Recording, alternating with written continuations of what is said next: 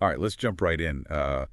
We're exploring the spiritual teachings of Ramana Maharshi, and you've brought some really interesting excerpts from his book to dig into. Yeah, just from the intro and forward, I can already tell this deep dive is going to be about way more than just Eastern philosophy. It's about like getting to the core of who we are, you know? And we're not the only ones who think this is powerful stuff. Yeah. Carl Jung himself had some things to say about Ramana Maharshi. Oh, yeah. Yim was really impressed with him. He saw him as like the embodiment of the purest Indian spirituality, even comparing his teachings to Western mysticism with an Eastern twist, of course. So for those of us who might not be as familiar, who was this guy? Well, the biographical sketch you share paints a pretty fascinating picture. So imagine achieving enlightenment at just 17 years old. Right. And get this, without a guru. Whoa.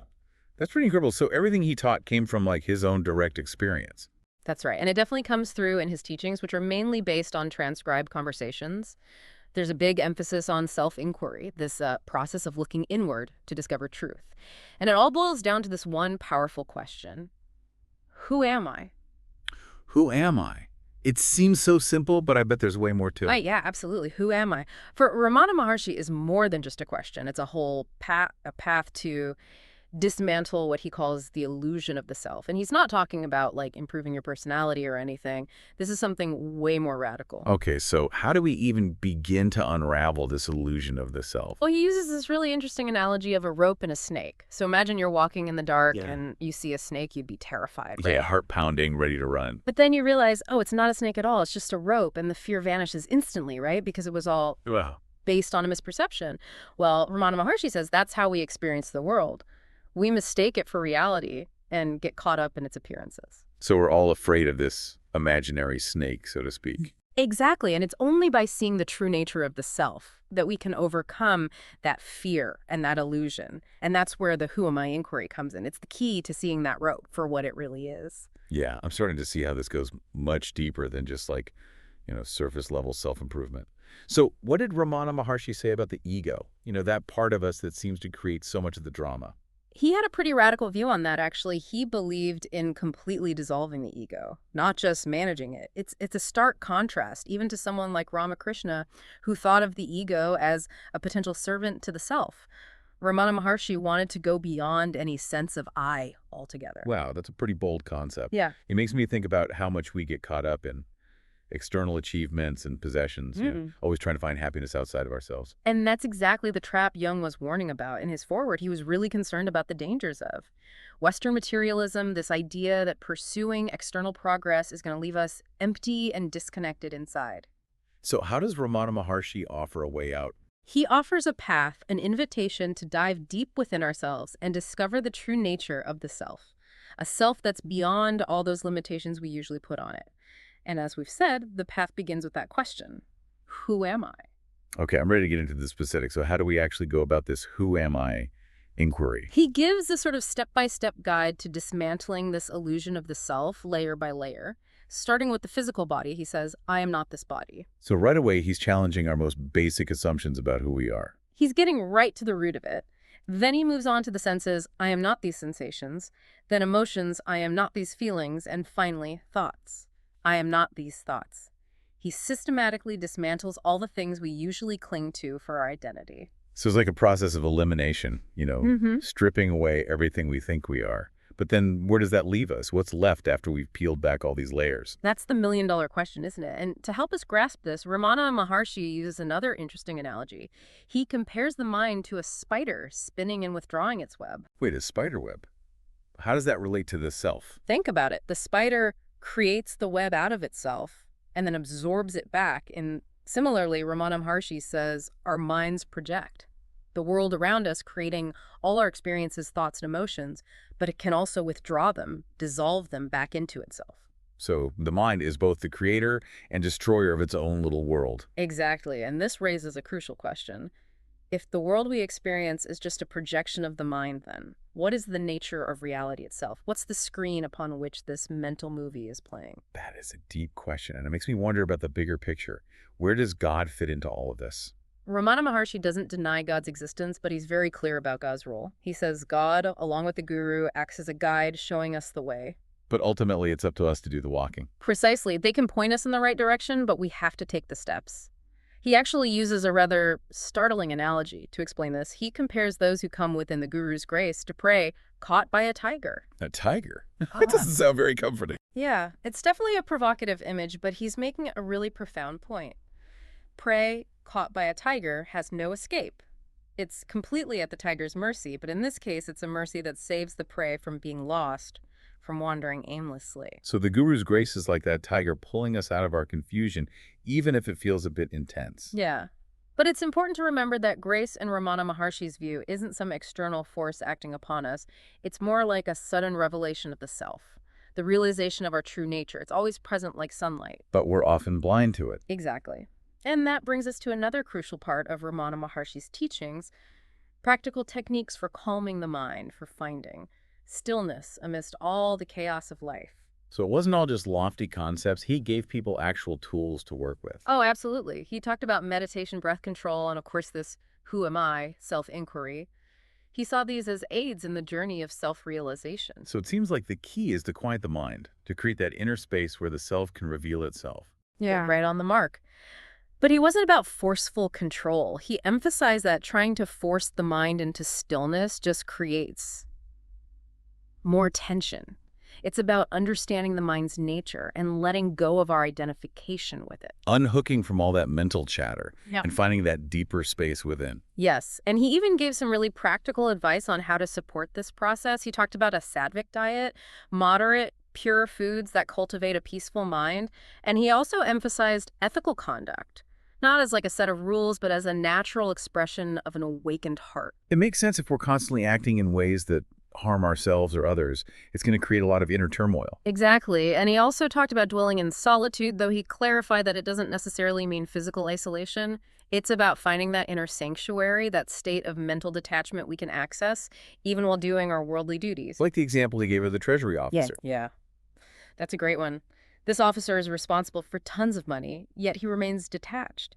He knows he's not the true owner of that wealth. He does his duty diligently, but without being attached to the outcome. So it's about finding that balance, being in the world, Mm-hmm. but not of it, acting without being driven by our ego. Precisely. And I bet some of you listening are thinking, okay, this is all well and good, but what about karma? What about the consequences of my past actions? Won't that hold me back from realizing the self? I'm sure he got that question a lot. Oh, he did. And he addressed it head on. He explained that while our actions create karma, which influences the course of our lives, on a relative level, They don't actually touch the essence of who we are, the self. exactly. Remember, he's talking about two levels of reality. The self is the absolute unchanging reality, pure awareness. Karma operates in the relative world, the world of appearances and actions. So our actions make waves on the surface, but they don't disturb the depths. That's a beautiful way to put it. And understanding this can help us move through the world with more wisdom and compassion, even as we face the consequences of our past actions. It makes me think about how he talked about renunciation. Yeah. He said true renunciation isn't about giving up all our possessions or going to live in a cave. It's about inner detachment, letting go of that clinging that binds us to the things we think define us.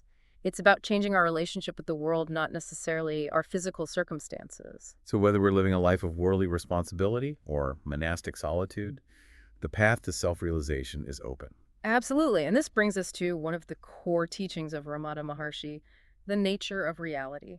He argued that the world we perceive with our senses isn't truly real. Wait, not real, but I can touch it, see it, smell it. Yeah, I know it seems counterintuitive, but he understood that objection. He asked the simple yet profound question. If the world is real, then why does it disappear when we sleep? Where does it go when we're not perceiving it? Yeah, that's a good point. It's like the world depends on our minds to exist. Exactly. He argued that the world's existence relies on the mind perceiving it. It doesn't have an independent reality of its own. He used this analogy of a movie theater to illustrate this. Wait, I love a good analogy. Bring on the cinema. Imagine the screen in a movie theater. That screen is the constant, unchanging backdrop, but the images projected onto it are constantly changing, creating all these stories and dramas. They come and go, but the screen stays the same. And that screen is like the unchanging reality behind everything we perceive. Exactly. He even addressed the very real-sounding descriptions of the cosmos in ancient texts like the Vedas. He explained that ultimately they're a means to lead us back to the self, to see through the illusion of those appearances. So even those ancient texts are pointing towards this same truth. That's right.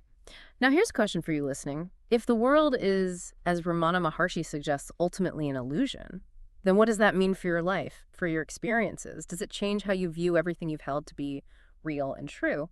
That's something to think about as we continue our deep dive. This is already so mind-bending.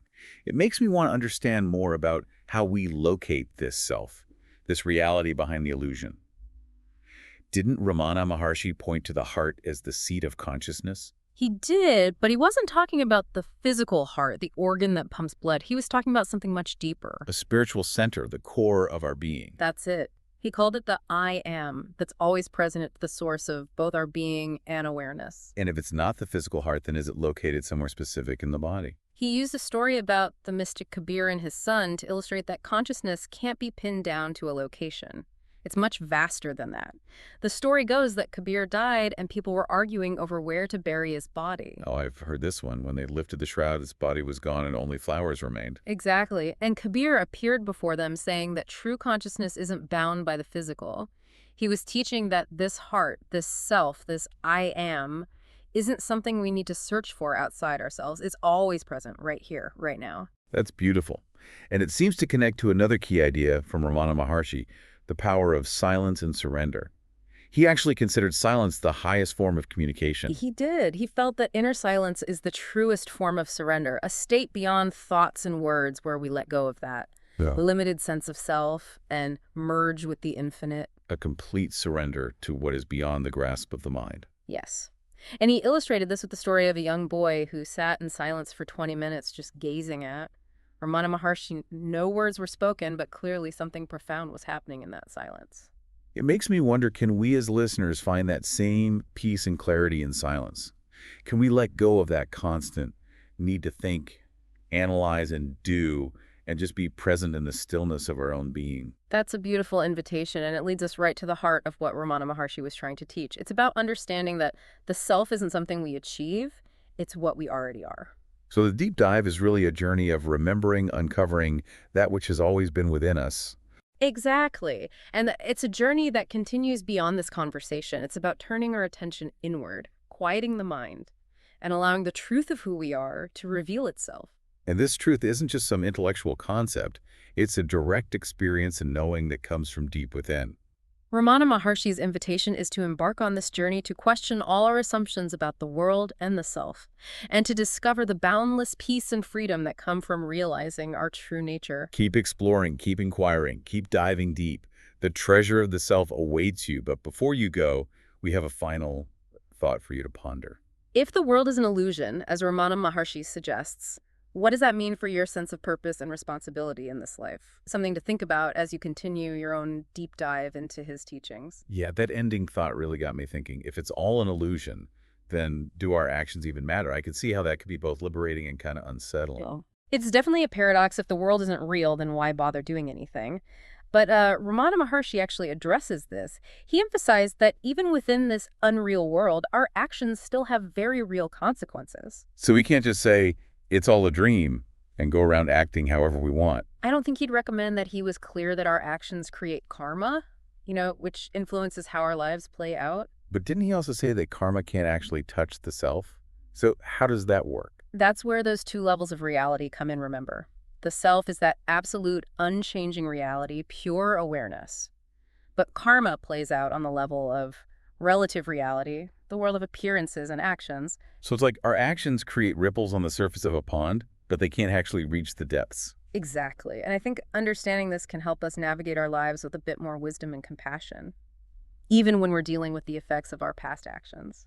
It's like he's encouraging us to engage, but stay detached. Yeah. Like that treasury officer we talked about. Exactly. He's performing his duties without getting caught up in the idea that he's the one in control, that his ego is the driving force behind it all. Which brings me to a question that I think a lot of spiritual seekers struggle with. What about desire?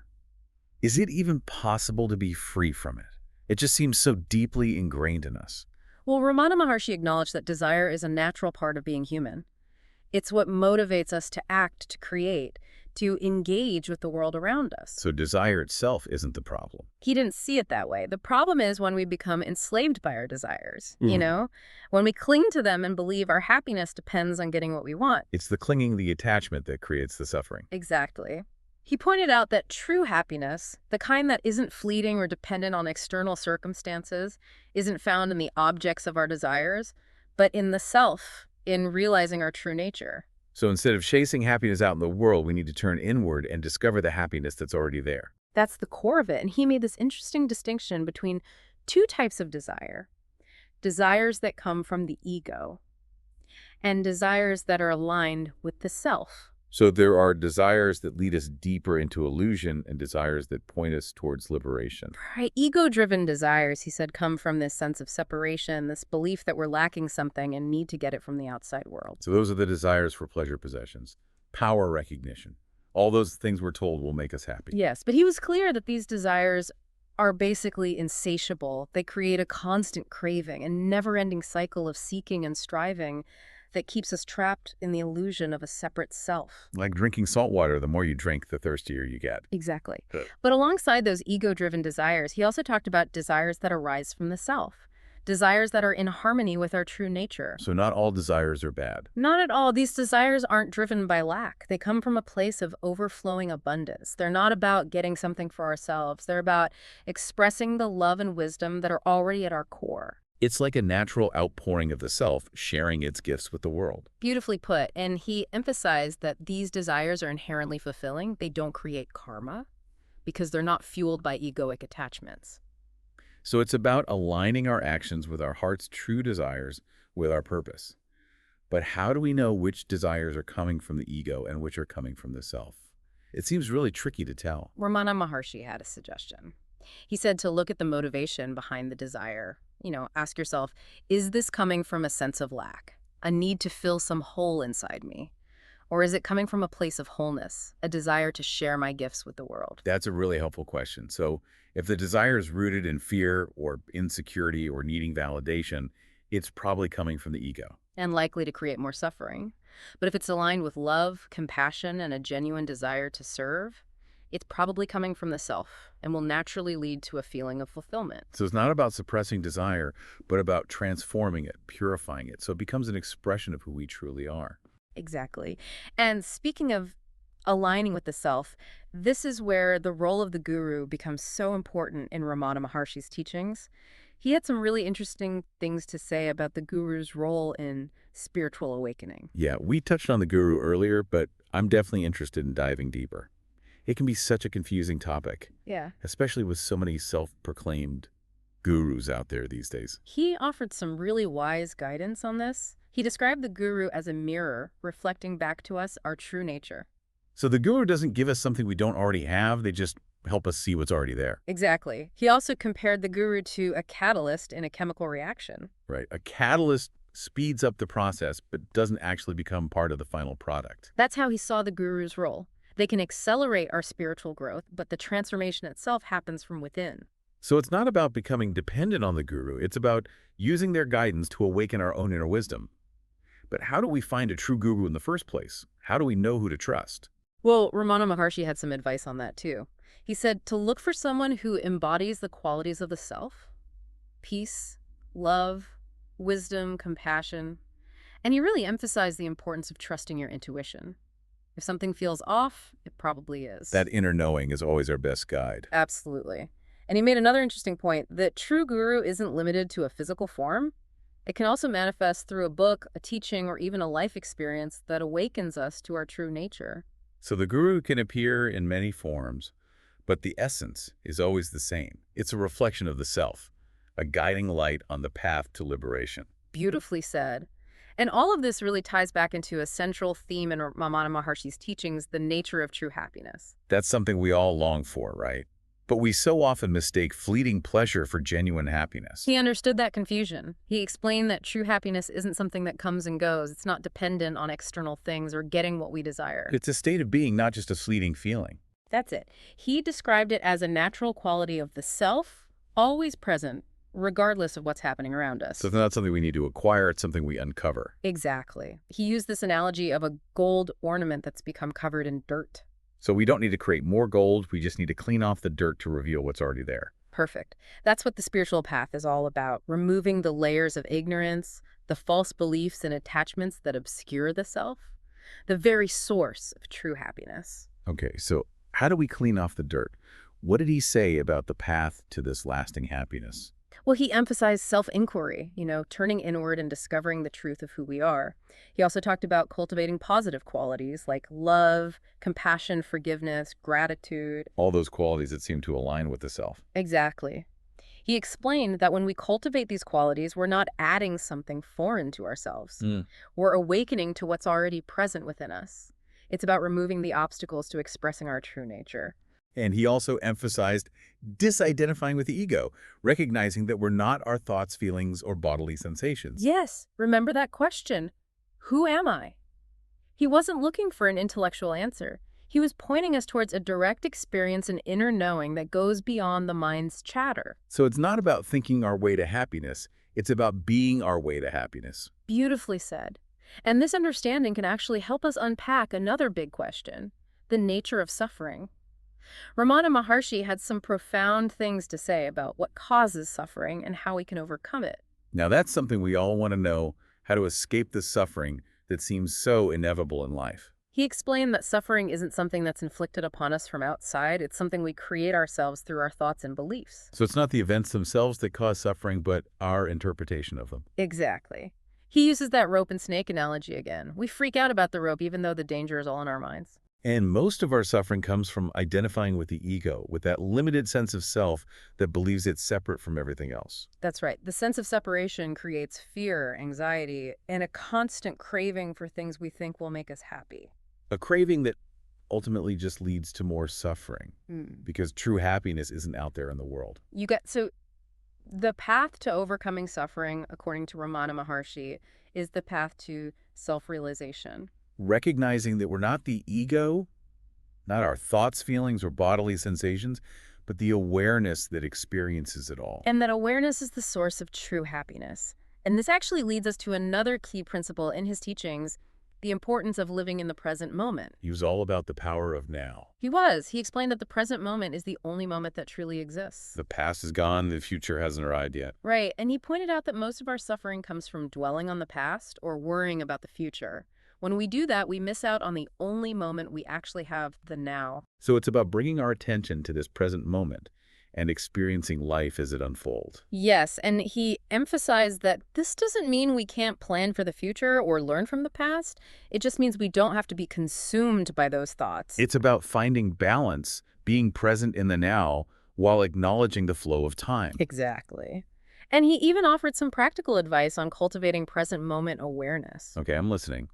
What did he suggest? He encouraged us to pay attention to our breath, to the sensations in our bodies, to the sights, sounds, smells around us. He also suggested practicing mindfulness in everyday activities, bringing our full attention to whatever we're doing. It's about shifting our focus from the mental chatter to the direct experience of life as it is. Exactly. And when we do that, we naturally connect with a deeper sense of peace and joy. It's like the world comes alive when we're truly present. That's beautiful. And this leads us to another important theme in Ramana Maharshi's teachings, the role of surrender. We talked about surrender in the context of finding a guru, but I know he also talked about it as like a fundamental attitude in the spiritual life. Oh, he did. He explained that surrender isn't about weakness or giving up. It's about recognizing that we're not truly in control, that the universe unfolds according to a wisdom that's way bigger than our own. Like a leaf floating down a stream. It can't control where it goes. It just surrenders to the current. Exactly. And he encouraged us to surrender to that flow of life, trusting that we're guided by something much wiser than our limited minds. So it's about letting go of trying to control everything and allowing life to unfold as it will. That's the essence of surrender, and he pointed out that when we do that, we open ourselves to a much deeper level of peace and joy. It's like a weight lifts off our shoulders when we finally let go of the struggle. He saw surrender as a path to true freedom. And another key to that freedom, according to Ramana Maharshi, is love. He spoke a lot about the transformative power of love, didn't he? He did. He actually described love as the essence of the self. So it's not just a fleeting feeling or an emotion. It's like a fundamental quality of who we are. Right. He explained that love is the force that connects us all, that dissolves the illusion of separation and reveals the underlying unity of existence. It's the force that heals, transforms, awakens. Beautifully put. And he urged us to cultivate love in all aspects of our lives, to see that divine spark in everyone and everything we meet. And he also talked about the importance of self-love, recognizing our own worth and dignity. He did. He saw self-love as the foundation for all other love. He taught that when we truly love ourselves, we naturally radiate that love outwards, and it impacts everyone around us. So it's not selfish to love ourselves. It's actually the most selfless thing we can do. That's a profound insight. And this understanding of love leads us to another key principle in his teachings, the role of grace. Yeah, we've talked about grace a few times, but it's worth diving deeper. It's often described as this mysterious force that we can't understand, something bestowed on us by a higher power. That's definitely a common view, but Ramana Maharshi had a slightly different perspective. I'm curious to hear his take on it. He explained that grace isn't something that comes from outside of us. It arises from within, from the very nature of the self. So it's not something we have to earn or deserve. It's always available to us. Exactly. He used the analogy of the sun. The sun's always shining, even when it's hidden behind clouds. Right, and he said grace is like the sun's light. It's always present, even when we're not aware of it. But we have to clear away the clouds to experience its warmth. Beautiful. And he emphasized that the path to self-realization is a path of grace. It's not about our efforts alone. It's about aligning ourselves with that flow of grace, allowing it to guide us on our journey. That's the essence of it. It seems like it's about trusting that something bigger than ourselves is at work, even when we can't see it or fully understand it. Exactly. That's the heart of grace. And this brings us back to another important aspect of his teachings that we've already touched on, the power of silence. We know he believed that silence is the most powerful form of communication, even more powerful than words. Absolutely. He explained that words can only point to the truth. They can never fully express it. It's like trying to describe the taste of an apple. Words can only go so far. Exactly. And he said that true communication actually happens on a much deeper level beyond thought and language. A heart-to-heart connection that goes beyond the limitations of words. Yes, and he encouraged us to cultivate silence in our own lives, to create space for quiet contemplation and inner listening. It's like silence allows the noise of the world to fade away so we can finally hear the whispers of our own hearts. Beautifully said. Now let's talk a bit about the importance of self-acceptance in Ramana Maharshi's teachings. He often emphasized the need to embrace ourselves just as we are. He believed that true happiness and peace come from accepting ourselves unconditionally, with all our flaws and imperfections. Exactly. It's about letting go of the need to be perfect and embracing the wholeness of who we are. So letting go of self-judgment and criticism, because when we reject parts of ourselves, we create that inner conflict. Precisely. It's like trying to build a house with bricks that are constantly crumbling. He encouraged us to practice self-compassion, to treat ourselves with the same kindness and understanding we'd offer a loved one. And self-acceptance is the foundation for all other forms of acceptance. You got it. When we truly accept ourselves, we naturally extend that acceptance outward and embrace the diversity and imperfections of the world around us. Now we can't talk about Ramana Maharshi's teachings without talking about the ego.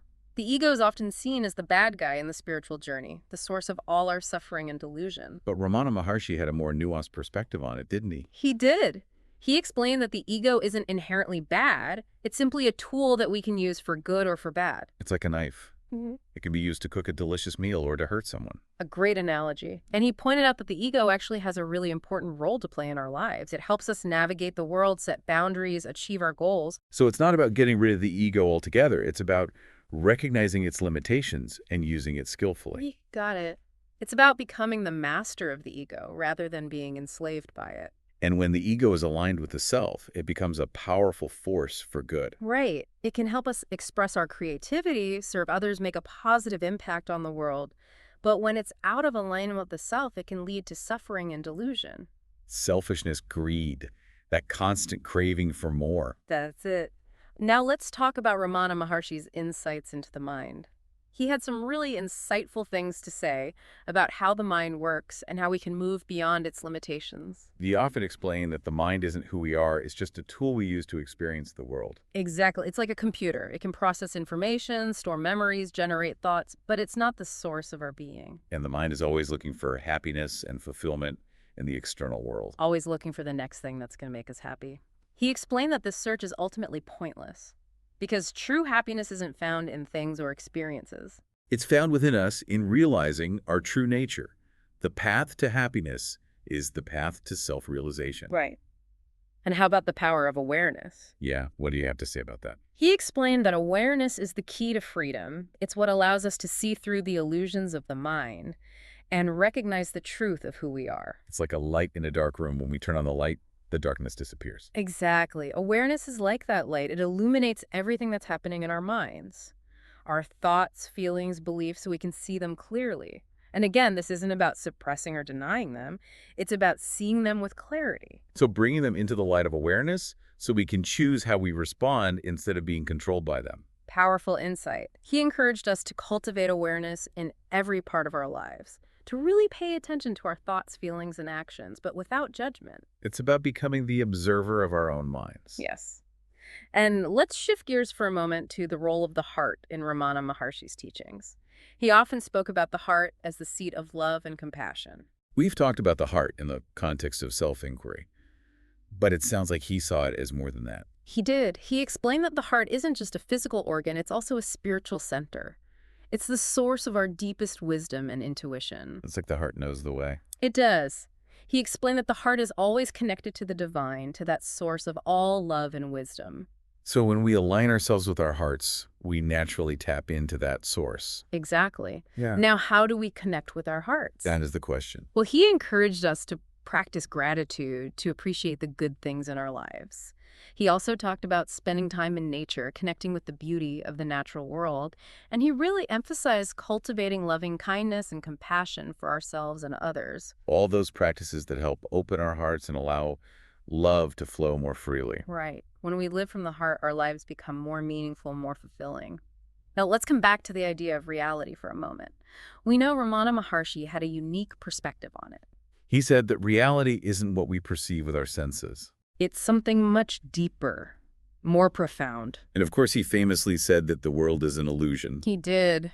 But he didn't mean that the world doesn't exist. He just meant that it's not what we think it is. It's like a dream. It feels real while we're in it. But when we wake up, we realize it was just a projection of our minds. So the true nature of reality is consciousness. Exactly, the awareness that experiences the world. So the world is like a movie projected onto the screen of consciousness. I like that. And when we realize this, we experience the big shift in how we see things. We don't feel separate from the world anymore. We see that we're one with everything. And this brings a sense of peace and liberation. It's like we're finally free from the illusion of separation. So as we start to wrap up this deep dive into Ramana Maharshi's teachings, what's one key takeaway you want our listeners to hold on to?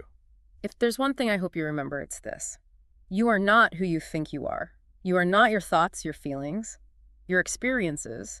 You are the awareness that witnesses all of these things. You are the self, the eternal, unchanging reality at the heart of existence. That's a really beautiful message. Mm-hmm. And remember, the self isn't something you achieve. It's what you already are. It's about remembering, uncovering what's always been within you. Exactly. It's about turning your attention inward, quieting the mind, and allowing the truth of who you are to reveal itself. And this truth isn't something you can grasp intellectually. It's a direct experience, a knowing that comes from deep within. Ramana Maharshi is inviting you to go on this journey of self-discovery, to question everything you think you know about the world and yourself, and discover the boundless peace and freedom that come from realizing your true nature. So keep exploring, keep inquiring, keep diving deep. Yeah, that was powerful. We are not our thoughts or our feelings, but the awareness behind them. It makes me think about Ramana Maharshi's emphasis on self-inquiry. We've talked about it a lot, but it feels worth exploring even further. You know, it's such a central practice for him. Oh, it really is self-inquiry. For Ramana Maharshi is about consistently asking ourselves, who am I? But not in a way of trying to define ourselves or label ourselves. He was pointing us towards something much deeper than that. A direct experience of the self that goes beyond the thinking mind. Exactly. He wasn't saying to think our way to enlightenment. He was saying to be our way to enlightenment. I like that distinction. So how did he recommend we actually practice this self-inquiry?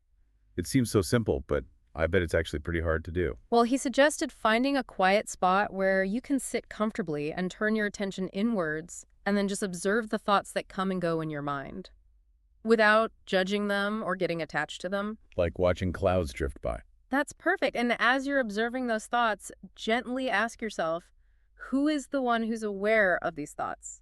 Who is the I that's having these experiences? So we're kind of tracing the thoughts back to their source, to the awareness that's behind them. That's it. And he said that as we do this consistently, the mind naturally starts to quiet down, and in that stillness, we can experience the self. It's about creating the space for that direct experience to emerge, rather than trying to force it. Exactly. That's the beauty of it. It's a practice that anyone can do at any time. It makes me think about his teachings on happiness. We've talked about true happiness versus fleeting pleasure. What did he emphasize about how we can experience true happiness? He was very clear that lasting happiness isn't something we find out in the world, in things or achievements.